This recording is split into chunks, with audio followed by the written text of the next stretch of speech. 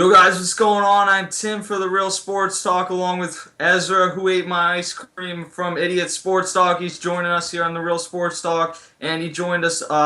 He did a video back during the week of the Super Bowl. He's going to be breaking down some NFL with us, NBA, and today we're going to be doing the NBA, talking about the never-ending saga that is the Dwight Howard trade thing. But Ezra, first off, what's going on, man? Everything's good, and I must say, my prediction was right during that Super Bowl week video, wasn't it? I was correct. I was on point, and I just want to give myself some credit. And I'd like to thank everybody that watched the video. And you know, I love your channel. I always give you shout outs on my own channel, and you guys keep doing a great job and continue working hard, man. Yeah, no question, and I certainly did not get my pick right that week. You were one of the few people on the channel that actually had the pick right. But today we're going to get into Dwight Howard, a few things.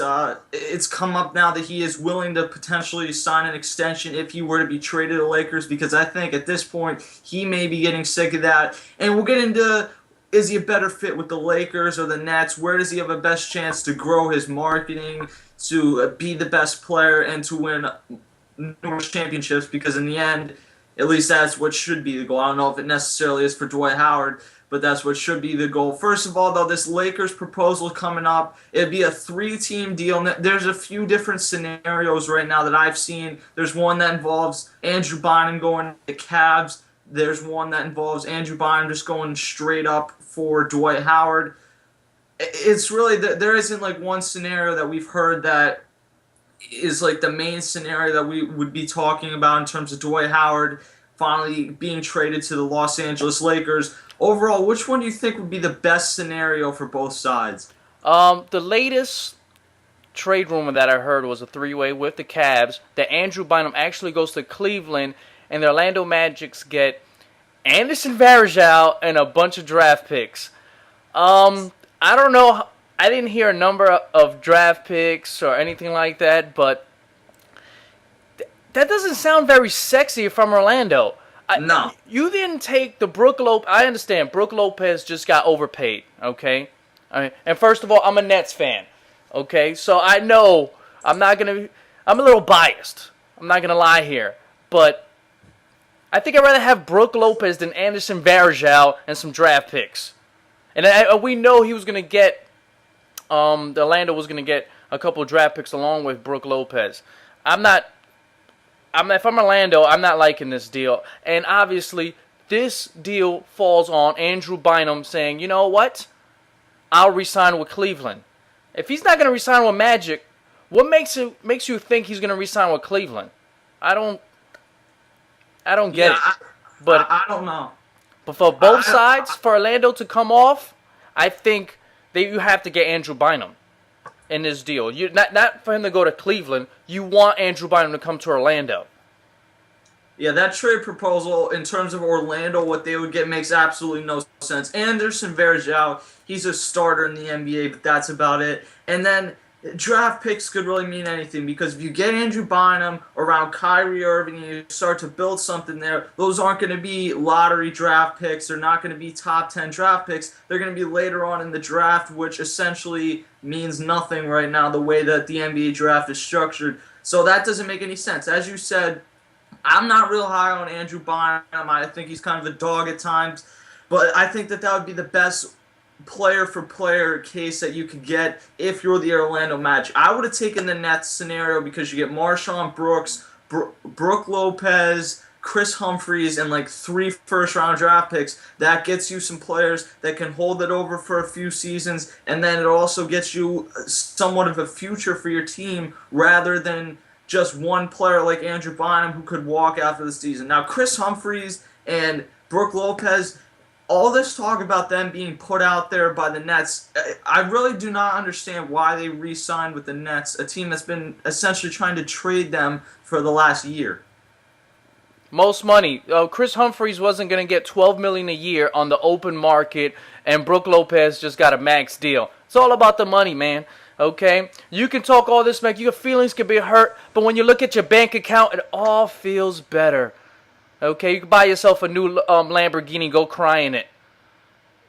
It's a business. All sports is a business first. It's about the money. for most of these guys. And you know what? I don't blame them. I'm running too for the money. I'm wearing this Nets shirt, but if Cleveland called me tomorrow, hey Ezra, I got a couple million for you. You'll see me with that hat. Sure, I'll wear some Speedos that has the Cavs logo on it. No, I understand that, but you'd think, especially in Chris Humphrey's case, with how big of a name Chris Humphreys is just for being married to Kim Kardashian for like a Please, week. man, Chris Humphreys, we know Kim Kardashian made him famous. He wasn't gonna get $12 million on the open market. I like Chris Humphreys, I really do. Do I think he's gonna be the double-double guy that he's been the last couple seasons? I don't think so, but he's a solid power forward. We know he can rebound, and we need someone to rebound because Brook Lopez, for some reason, 7 foot tall, can't get more than 7. It reminds me of Omari Stoudemire in the sense of rebounding, but he's a solid guy. He can play defense, and it's only a 2-year deal, so it's not like he's going to handicap the cap. We're already at max. Yeah, I understand that, but I could have seen him going to somewhere like LA and getting a spin-off show on E or something like that. I don't know.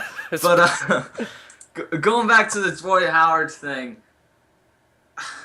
for me, if I'm Dwight Howard and you can essentially choose where you want to go, because if you don't sign the extension wherever you go, unless it's going to the Rockets for a season, you are going to have to sign an extension wherever you would go if you're going to go to the Lakers or the Nets, which are pretty much the two teams. We've heard my Sixers have interest or have at least checked in. I mean, I'd love if that happened, and quite honestly, I think that the Sixers... I think every team in the NBA has interest in Dwight Howard, but we all know how he's been the last year, okay? Indecision. We don't know what's really in his mind. We hear this, he's willing to commit to LA. You know what? I haven't heard anything from his mouth. This is just speculation.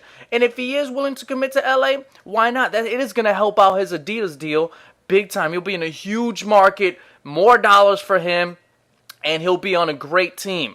The thing is, I know you was talking about earlier in the video, will this help out his legacy though?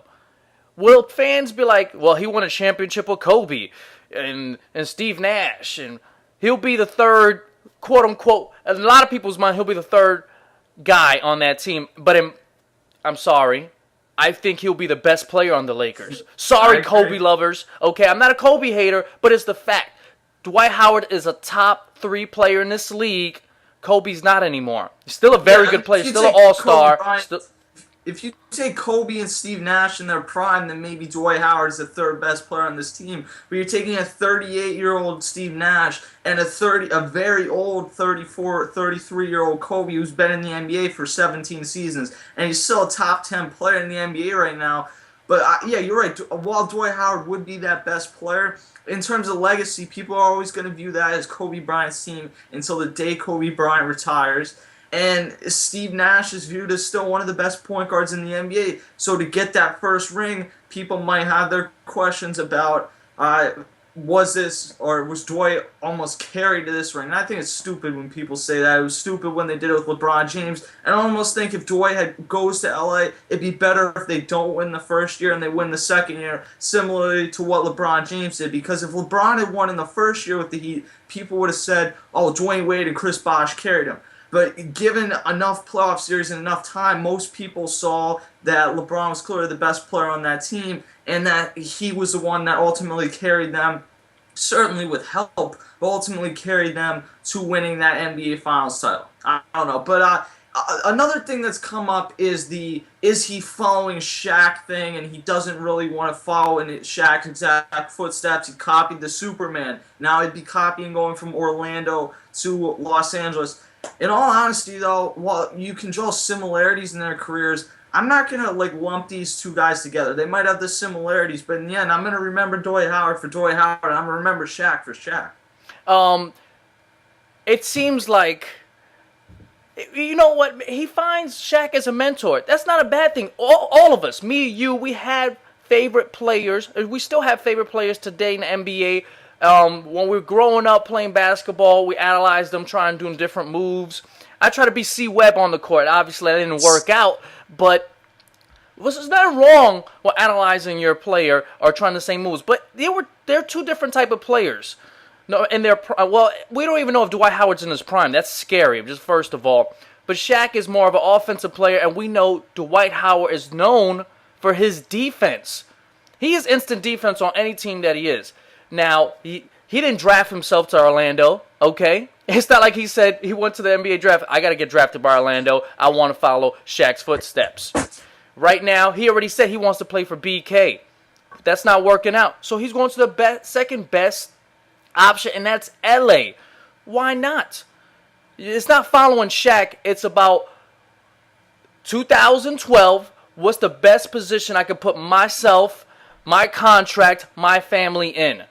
And that's LA. It has nothing to do with Shaq. The name, okay, maybe that has something to do with Shaq, but Shaq needs to calm down, stop the BS, and relax, okay? Stop hating on the young man. You're retired now. You're not even good on TNT. You're a terrible analyst. It's terrible. So work on that and leave Dwight Howard alone, because you sound like a sore, you know what, can't say nothing. This is a PG channel.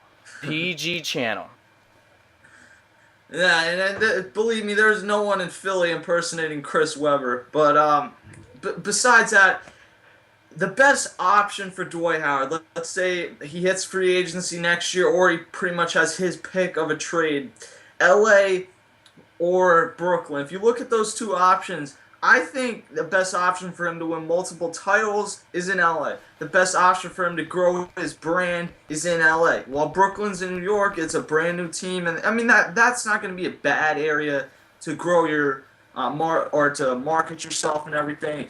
But I think that LA would be the better scenario for Dwight Howard in pretty much every case, especially in winning, because while there might be these people that say he's going to get carried to a championship there, if you look around the teams that are winning championships right now, there's a common theme that they have 2 or 3 really good stars in pretty much every single scenario. The Thunder, the Heat, I can go on. But if you go to Brooklyn, you're going to be on a good team, and you might have a season or two where you're a great team that can maybe beat the Heat. But I cannot see them winning an NBA championship, him, Darren Williams, and Joe Johnson. I think it's going to be a good team, but once you finally trade all those pieces away, you've taken a lot of the depth that the Nets currently have, and you've given it away for Dwight Howard. Which one do you think? And I have a feeling I know. You know, I disagree with you. Let's say if he goes to LA. Let's say Dwight Howard's on LA versus the Nets, okay? Imagine Dwight Howard's on both teams. The Lakers will have a better starting 5. We obviously know Steve Nash, Kobe, Metta, Paul Gasol, Dwight Howard. That's pretty scary. But they'll have the same problem the Nets will have. And let's say they have Darren Williams, Joe Johnson, Gerald Wallace. Who will be their power forward? I'm not sure. I don't know if they keep Chris Humphries or not. But I know that was a potential.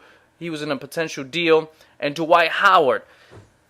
The Nets is a younger team, but I think they have a slightly better bench. They'll both have bad benches, tell you the truth. Yeah. But in the East, it's not as strong in the West. The only team they have to worry about if they get Dwight Howard is the Miami Heat. And we know they have no center right now. Dwight Howard easily dominate the low post, and Joe Johnson, even though he's overpaid, that man can ball. That man could drop 20 points. Darren Williams could drop 20 points. And Gerald Wallace does not need any offensive plays from him. He'll score the ball. He's like Sean Marion when he won a championship with the Mavericks. He'll play that great defense. He'll score the ball on loose balls, rebounds, and stuff like that. But a lot of people forgetting how good Gerald Wallace was with the Bobcats. Yeah, he was really good with the Bobcats. I think, though, if you look around the East, you're underestimating a few teams. I think the Bulls are just... The next season might very well be a disaster for the Bulls, but throughout the next few years, you still have Derrick Rose to build around, and we'll see what happens. I would never count them out of the Dwight Howard sweepstakes because they have a guy like Joakim Noah who would be an obvious piece that you could potentially put in a trade. I don't know. The Celtics are going to have to retool, but I don't think they're as far away as everyone thinks because they have an older team, but they also have some younger guys. Avery Bradley, Rajon Rondo. The biggest thing about Celtics, I like their roster. They need rebounding. They're last year they were like last or dead last in rebounding. They need to shore that up, and that's still going to be a problem heading to next year. And KG's getting older, so. And the thing with KG is he's drifted away from the post He's more of a shooter now, and we saw this especially during the playoffs. He's not in the post as much as he used to be. But the Pacers, legitimately, in a couple seasons, No, no, I think they no, could be as good no. as the Nets. No, I'm sorry. No, No, I'm sorry. I don't believe the hype in the Pacers. Don't like Danny Granger. I don't love Danny Granger. They're very deep, okay, but they have no star. And most you need to win a championship. You need a star. Besides the Pistons in the early 2000s, that's the only team that I can think of that did not have a star and won a championship. The Pacers have no star. And if you bring up Danny Granger to me, couldn't Roy Hibbert be a star in a few no, seasons? he's not a star. He's a starter. I like Roy Hibbert, but he got overpaid this year too. If Brook Lopez didn't deserve a max contract, Roy Hibbert didn't deserve a max contract, and he's just a starter, not a star. Yeah, Roy Hibbert did get overpaid, but I think if you look out in the West, and that was my point in the East, and then you have some other teams that obviously right now, if the Nets got Howard, would not be as good, but teams like the Knicks and the Sixers that in a few seasons are going to improve. I don't know what the Knicks are going to do, but I know that the Sixers are gearing up to go after a big free agent in a couple seasons. We'll see what happens there. Philly's a big city. Maybe they get somebody. In the West, though, the teams that we're talking about being good, really good right now, being in the way of Dwight Howard winning a championship, the Thunder could lose, and they're going to be good no matter what. But they could lose either Serge Ibaka. They likely will lose either Serge Ibaka or James Harden over the next few seasons, and or Kendrick Perkins. The Spurs, at some point, they're getting to the point where they're an older team. And I know that they retool, but the thing that they're not retooling and bringing in are young stars. They're bringing in young players and role players that are supporting Tim Duncan and Tony Parker, who's still only like 30 years old, and Manu, but they're not bringing in young stars. And well, you're talking about long term. I would say the Spurs, I don't know, next year they'll still be an elite team. A year after that, I'm not sure. Within 2 years, if let's say the Nets get Dwight Howard, I think they can win a championship. Obviously, they have to upgrade their bench, but I think I truly believe they'll be the second best team in the East, and that can only team that can challenge the Heat for the Eastern supremacy. I think they will be the second best team in the East, but I don't think that it's a lock that they're better than the Pacers and a few other teams that we see in the Eastern Conference. And it's not in the West if he goes to the West either, but there's a lot less pressure on him if he goes to the Lakers because he's around Kobe Bryant, Steve Nash. I mean, Ron Artest, Metta World Peace, whatever you want to call him, is one of the best playoff defenders the NBA has seen in a long time.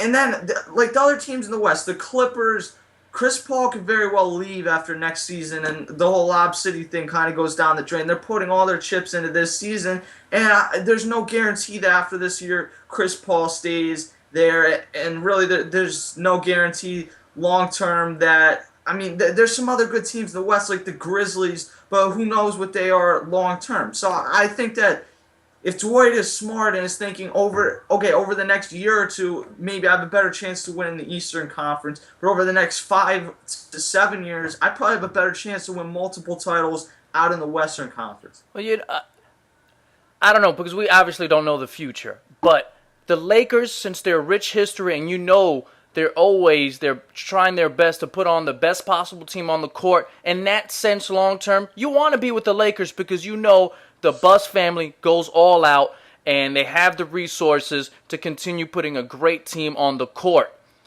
And you know Kobe, if he retires, I don't believe he's going to retire in 2 years, but if he does, that opens cap room. Steve Nash in 3 years, that opens cap room. And Paul Gasol, I think maybe he's a free agent at the end of this year or next year. He has 2 years left. So there's a lot of cap room potentially for the Lakers, and you could build around Dwight Howard after Kobe. And you know the Buss family, like I mentioned a second ago, always tries their best. And that's why people are saying Kobe Bryant's going to be gone in 2 years. Steve Nash is going to be gone in 2 or 3 seasons. Yeah, but the Nets are not one of these teams that has like a rich history in their franchise. But that's changing. Hey, I know it is changing. But the Lakers, there's pretty much a guarantee that the Lakers are going to always have stars around Dwight Howard. He might have to be the face of the franchise in a few seasons, but after you get a ring or two under your belt, which I think if he goes out to L.A. and you put the Thunder in a 7-game series with the Lakers over the next So season. if you, quick question, Tim. If Howard goes to the Lakers, are they favorites in the West? I think they're the public favorite. I wouldn't make them the favorite, but I think he has a better chance of beating the Thunder with the Lakers than he does of beating the Heat with the Nets. You know what? I agree with you there. I like that comment right there. I agree with you there. Like I said, I'm being biased here, man. Okay? They're not in New Jersey no more, the Nets. And they have the richest owner in the NBA. Think about that. And they're in New York. Their resources is at the top. They're on par, easily, if not better, than the Knicks and the Lakers when it comes to resources now. New stadium, richest owner NBA, and he doesn't care about spending his money. He doesn't care about the luxury tax. And for some reason, all of a sudden, James Dolan is.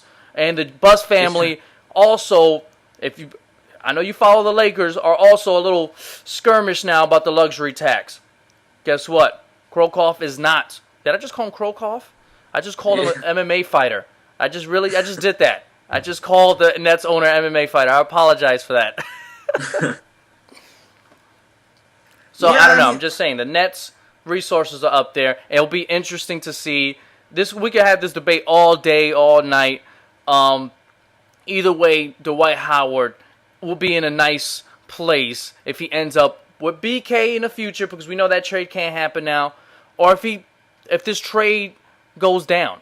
So, Lakers will be up there. I think you can say they're the favorites of the West if they end up with Dwight Howard. Yeah, I think they're the public favorite. At least I would probably as long as the Thunder are able to keep Kendrick Perkins and Serge Ibaka, I think long term it'd be smarter to keep those two over James Harden because you already have two other scorers. But we'll see what happens. Rob Hennigan, the new GM of the Magic, certainly going to have a busy phone. But the bottom line is if you're going to trade Dwight Howard out to LA, you cannot get Anderson Varejao back. You got to get Andrew Bynum back. Anderson Varejao and a couple draft picks. Are you serious? All right, just listen to this. If you trade, and I'm being a homer not to, but if you trade Dwight Howard to Philly, and you could get a package of Drew Holiday, Andre Iguodala, Spencer Hawes, and just a few draft picks, isn't that a better fit? If you can get Drew Holiday, that's already better than the Anderson Varejao trade proposal. But we know Dwight Howard's not going to resign in Philly. I don't understand. I could see Philly's a big market, and obviously in the NFL and baseball. I don't understand why it's not very attractive in the NBA. I don't understand. I don't know. It's just not a very sexy team, Philadelphia, for basketball. I just don't understand why. It is a great city, even though they kill you for every little thing. But it's just he's not going to sign with the 76ers. They just don't have the history for some reason. Like, it matters. It's all about the money, and it's about the future. Stop looking at the past NBA players. Look to the future. I agree with that part. And then in Philly, I think the reason that they're not as much of a prominent franchise is the previous regime of ownership, and the new one took over last season. They dropped confetti after every win. It's a much better environment down there. It feels like they're ready to win, even though they signed Kwame Brown, which leads you to think the other way. But you get a better feeling about the new ownership. I don't know. I think that if Dwight Howard wanted to win, he has a much better chance to win, or he has a good chance to win here. I don't know if I can say now that Brooklyn's added in Joe Johnson and kept Darren Williams that he has a better chance. When it was just Darren Williams there and it was the idea of Dwight Howard coming to Philly, then maybe there would have been a better chance. Sam, stop living in this fantasy world. Your 76ers got no shot, okay? And they're not better than the Nets. They got Darren Williams, they got Joe Johnson, and they got Gerald Wallace. Let's not forget that. Gerald Wallace. Your 76ers are going to be... They won't be contenders for another couple. Like, you better hope Drew Holiday, who I really like, and Evan Turner evolve, get much better, and progress. That's the only way you guys are going to become. I think Evan Turner is going to be a 20-8 guy in a few years. But regardless of that, I think that he ultimately ends up not in LA. Well, he might ultimately end up in LA or Brooklyn. I think the Houston Rockets are going to get something done because I do not think. I don't care for any of it. Brooklyn Nets, come Dwight. Don't sign with LA. Don't sign with LA. I think he's going to go to the Houston Rockets for this season because they're going to put together the best type of scenario. Houston Rockets, please. This year.